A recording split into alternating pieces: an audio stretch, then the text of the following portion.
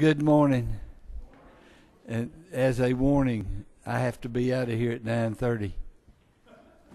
Isn't that what time I need to be out of here? Thank you. I have to be out of here at 9:30. That means you people on the wall, rather than a minute, you have 15 seconds.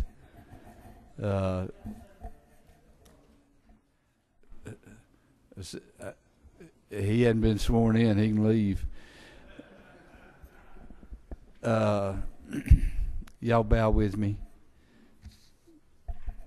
Gracious and good Father, thank you for what you do for us. Thank you for letting us get through this week, hopefully through today also. Lead, guide, and protect us in all that we do. Let us always remember that your hand's on us and will guide and comfort us. Bless the day. Thank you for another one. In my Savior's name, amen. Okay, Mr. Corbett, he's a first-timer. Y'all can abuse him. 15 seconds. On the blue sheet, under modified open rules, House Bill 199, timber harvesting required notice only in approved form. It's about uniformity, and it's uniformity in a way that a timber harvester notifies a county or municipality of timber harvesting within their jurisdiction. At this time, I'd appreciate your favorable consideration of House Bill 199, and I'd be open for questions. Anybody got any questions for Mr. Corbett, being a first-time person? Oh, yeah. Let's see. Mr. Fleming. Thank you, Mr. Chairman. Mr. Representative, how does it change the notification process that's required? Well, it makes it uniform across all 159 counties. This is the requirements that they can list if they choose to have an ordinance. It has to go by the guidelines set forth in this bill. So what we're going to do is supersede every local county's ordinance, and we're going to, at the state, tell them what they need to do locally. Well, it's going to make it, answer who, what, when, where, why, and what if. Okay, thank you. It will do what?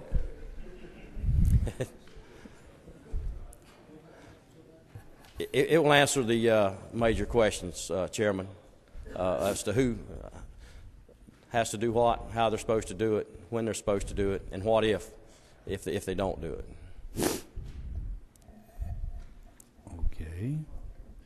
You're excused. Thank you.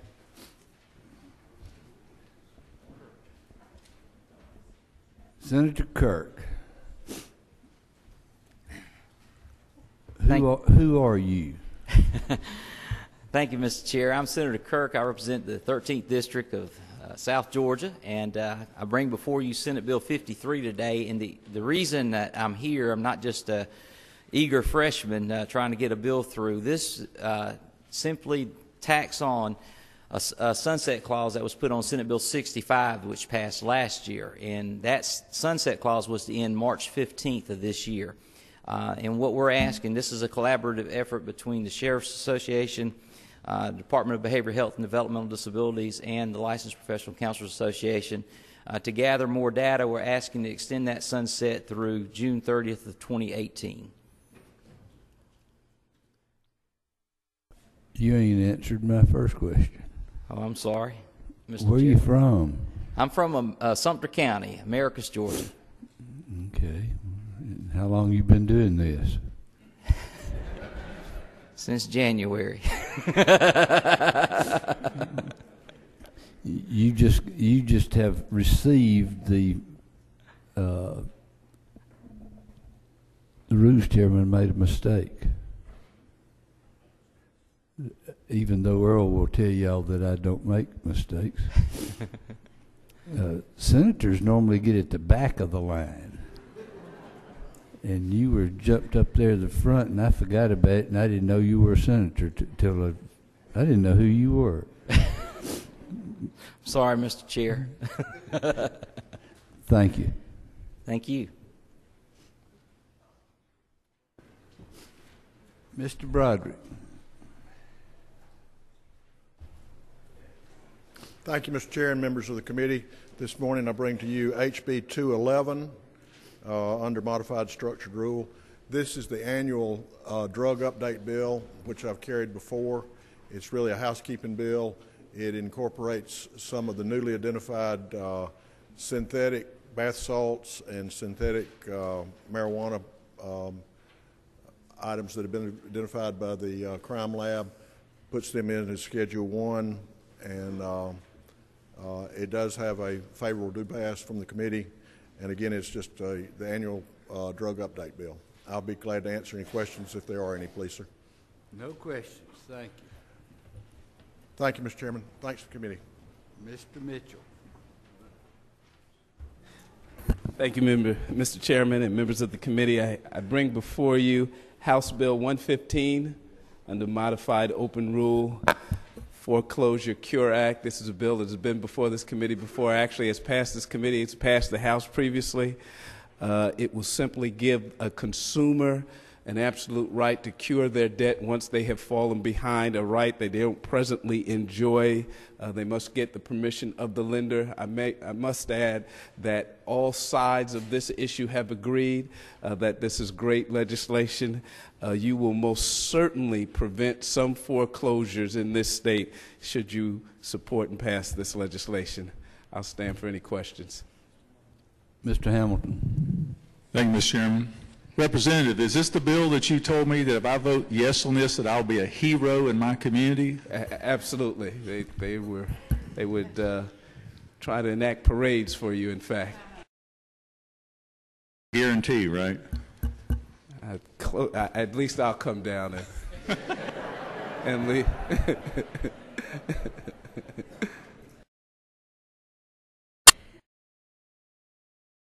That this is a great bill. The interested parties for this legislation.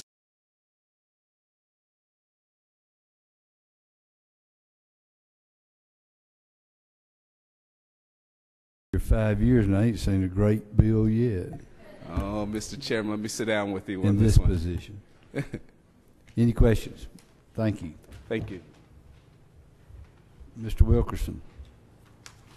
Good morning, Mr. Chairman, members of the committee. Today I ask for House Bill 177 under modified open rule. It's the defects reporting bill that I've mentioned a couple of days, well, I've mentioned before, and I'll be willing to answer any questions. It basically closes the reporting loop that's supported by both defects as well as our school counselors and will protect the children on the ground. And I'll answer any questions. No questions. Thank you. Mr. Spencer.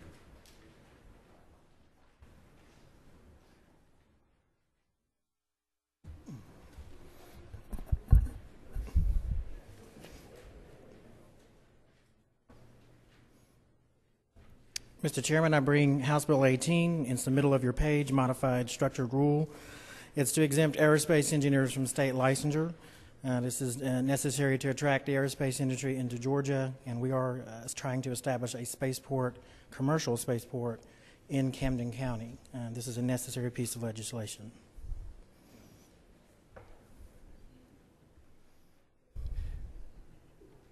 He gave a good explanation yesterday. If there's any more questions today, let me know. Thank you. Mr. Harrell. Thank you, Mr. Chairman. Under modified structure on the first page, third one down, House Bill 85 would allow for the redevelopment of portions of 2,600 acres that were formerly Central State Hospital in the Milledgeville, Georgia area. And then also under modified structure. Wait a second. We have an amendment to that bill. I know Chairman Roberts had offered an amendment that I'm certainly agreeable to.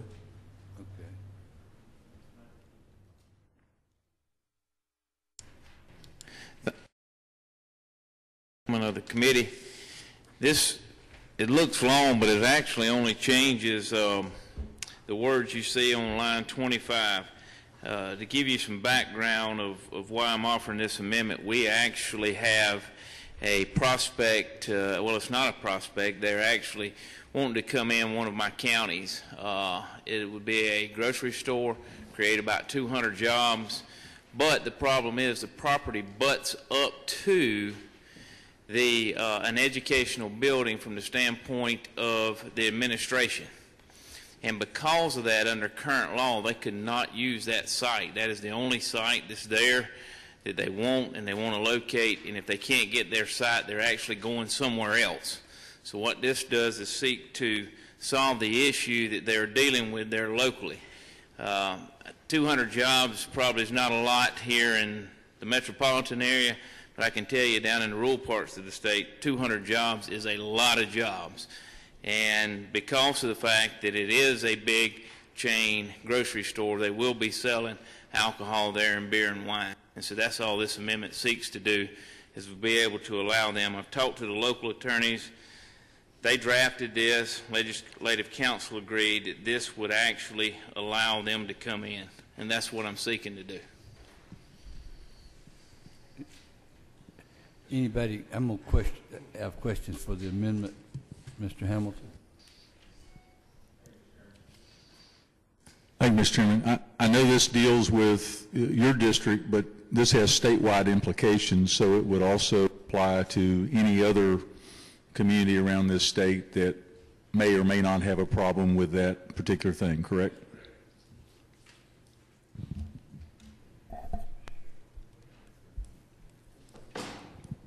Madam Pro Tem. Thank you. I just, on the face of it, I think I'm fine with your amendment, but I had a question. It says school building or school grounds. So would that mean that if it, I know in this case it's just an administrative building, that if it was a, is there something else in the law that would prohibit it if it was a school building teaching elementary school? No. Well, I'm back on now. No, it would not. This is the fix in order to do it. There is, the funny thing about this piece of property, it's located across the street from a college campus, and the college campus is an actual golf course. It's actually owned by the college campus. I mean, owned by the college, so it's considered part of the college grounds as well. There's actually an alternative school that's actually on that property with the golf course as well. So that part of it is within that as well, but the main crux of it is it comes right up to the administration building. It's actually right on the 100-yard mark as far as where that alternative school is. But so it does, absolutely, you're correct. It does not prohibit it just to administrative buildings. You're correct. So it would change the line with regard to any school? Yes, ma'am. Yes, ma'am.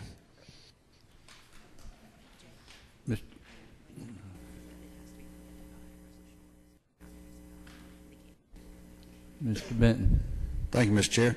The distance from alcohol establishments to school or churches, isn't that totally a local? I'm sorry. Isn't that a local issue? How far they come? No, it's actually state law. State law.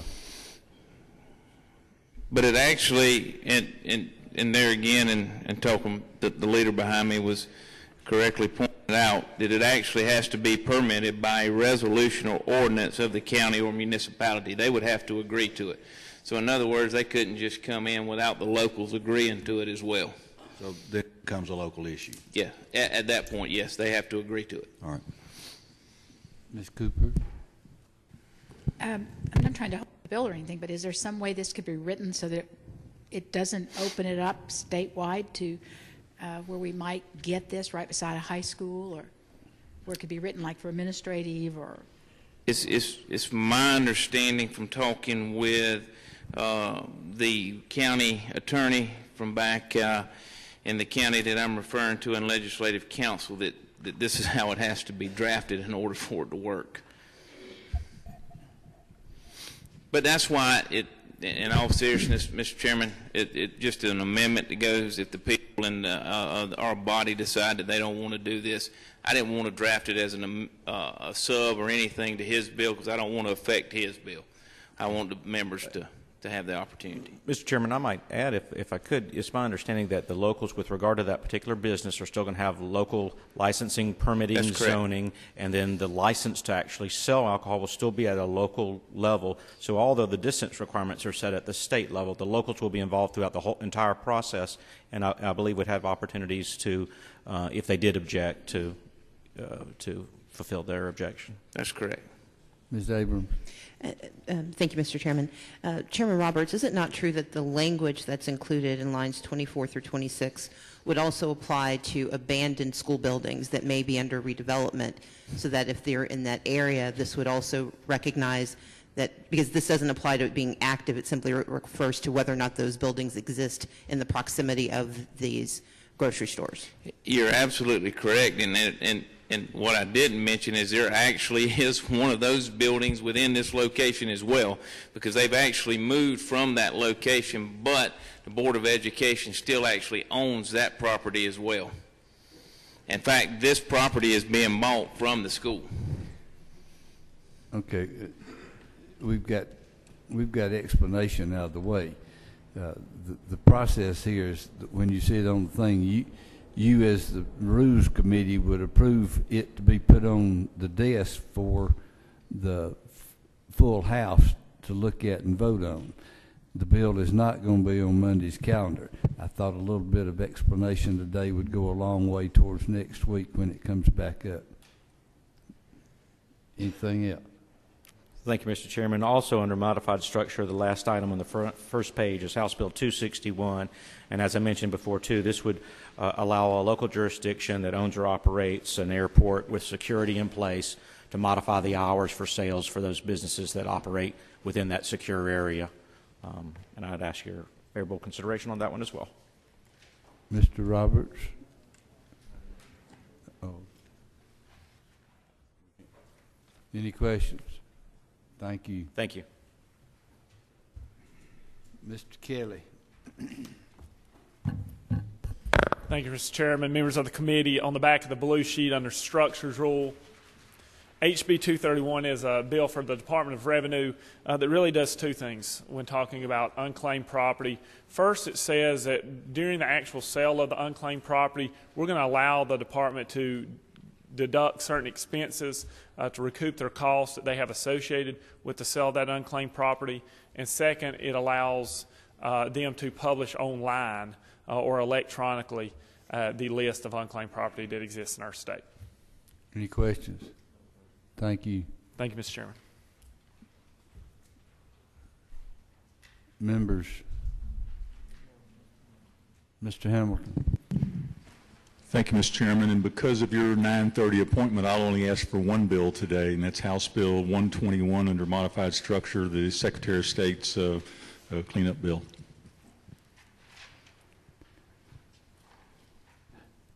Ms. Cooper. Thank you, Mr. Chairman. I'd like to ask for a bill that is not on the sheet. It would be under modified structured. It's the biosimilar bill, House Bill 195, and it's there because I didn't understand the process of when a bill went back to a committee, it got dropped from your system. We did what you said. It's ready to go, and I would like to start asking for it. It's House Bill 195. I'm sorry for the mistake.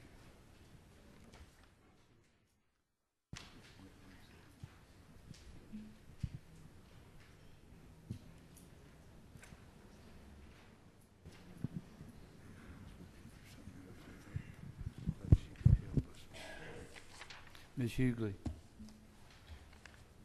Thank you, Mr. Chairman. I'd like to ask for House Bill 70, which designates the White Timber. No questions.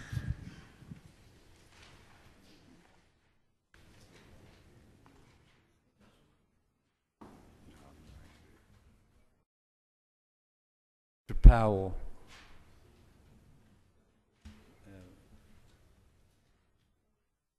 Yeah. You want to talk? Not ready.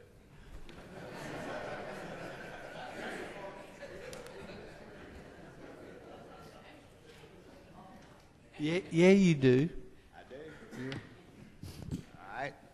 All right. 192? I'd like to ask for House Bill 192. House Bill 192, Mr. Chairman and members, you know, this is sort of a crafted thing. It sets specific guidelines for local elected officials that are using P cards and credit cards. You know, it just seems to me, being from down in the country where folks do little things a little bit differently, when I have a good old guy walks up to me and he asks me where am I going on my vacation on my state P card, quite honestly, it sort of got under my skin because, you know, as you know, we have a process. And he'd been watching the news and such as this back in the summer when all this stuff out here in certain counties was happening about people running up, elected officials running up things on P cards, going on vacation, buying pictures of this one and that one and all.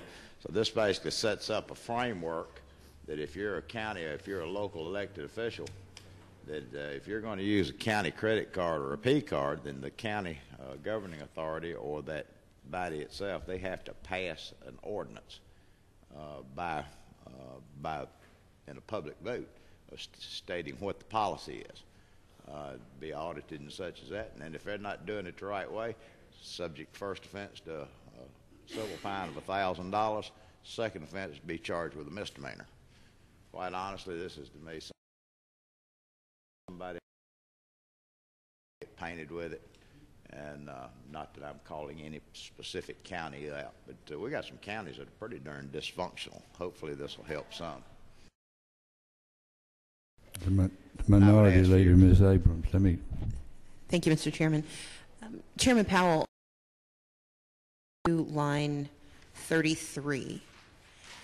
This includes a requirement that the authorized users must sign a cardholder agreement, but typically these cards are issued with the debtor being the entity, the city or the county.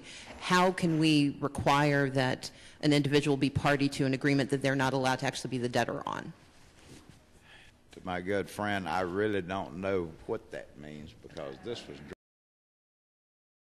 the original bill I put in was a whole lot more restrictive. It basically banned anybody from using a P card. This is language that GMA and ACCG had crafted, and the way it reads to me, somebody might could read it different, but I'm not sure. How that reads.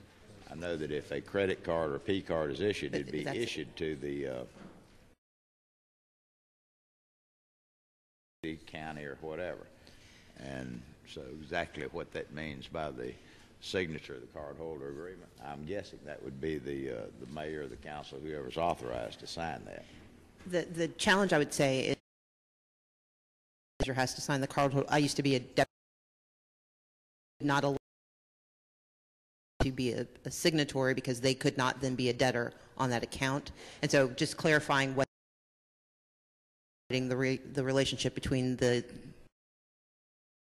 city or the county and the actual issuer of the card. So I just would call attention to that line and see if that might need to be corrected. Thank you, ma'am.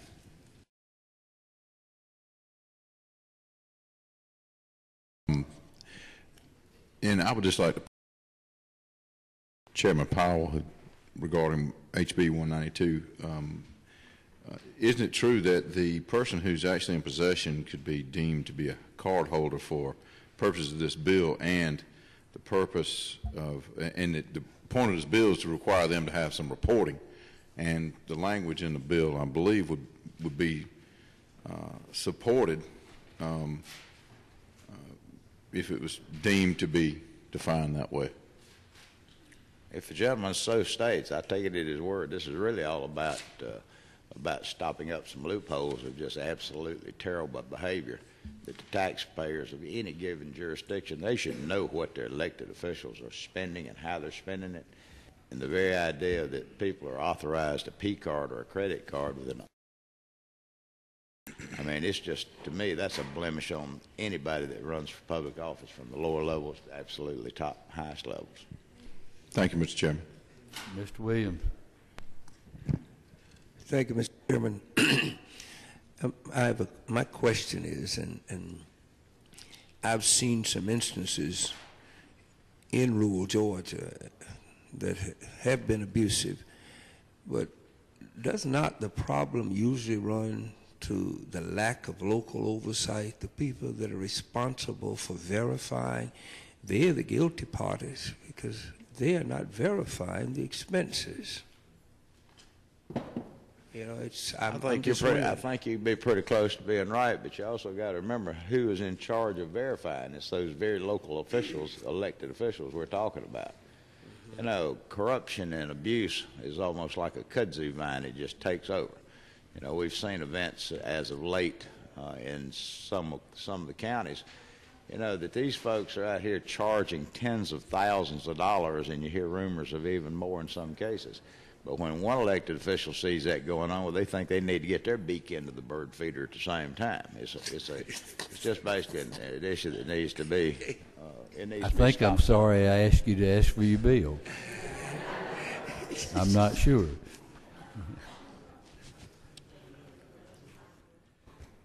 Okay, my time's out. I'm gonna set it. Under modified structure, this is Monday. Are we in Monday? Okay.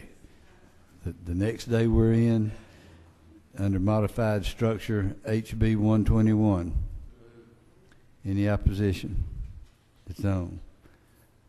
Under modified open, HB 177. Any opposition? Under structured,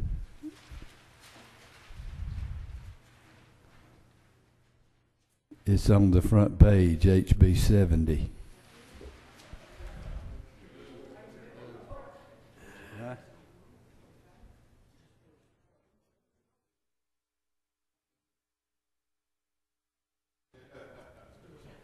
I already said it. We're done.